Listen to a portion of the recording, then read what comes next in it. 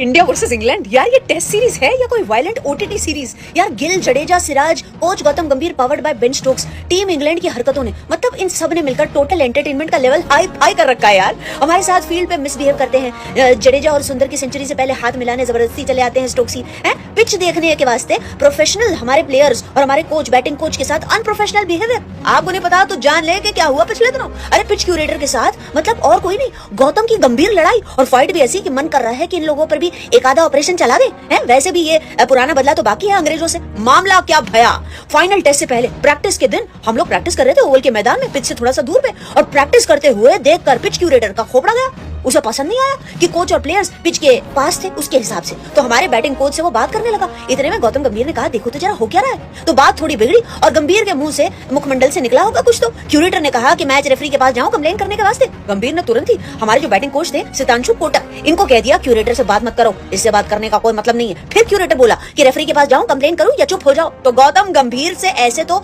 उनके school teacher ने आखिरी बार बात की होगी। गौतम गंभीर ने कहा, तुम चुप हो जाओ, क्योंकि नियमों के हिसाब से तुम हमें या हमारे खिलाड़ियों को ऐसा कुछ बता ही नहीं सकते। तुम्हारा काम क्या है, ग्राउंड पे पिच की मरम्मत करो, तो उतने में ही सीमित रहो, यानी कि don't fly out of your pyjamas. In short hashtag औकात दिखा दी। और कहा सुनी का फुटेज जो वायरल हुआ उसे देखकर लगता है कि दो दो हाथ कर ही ले इंग्लैंडियों के साथ। फिर फॉर्मल प्रेस कॉन्फ्रेंस में हमारे बैटिंग कोच सितांशु कोटक, इन्होंने साफ कह दिया कि हमारा सपोर्टिंग स्टाफ विकेट तो देखना चाहेगा ना। क्यूरेटर बोला कि पिच से 2.5 मीटर दूर है। क्यों? ये थोड़ा अजीब था।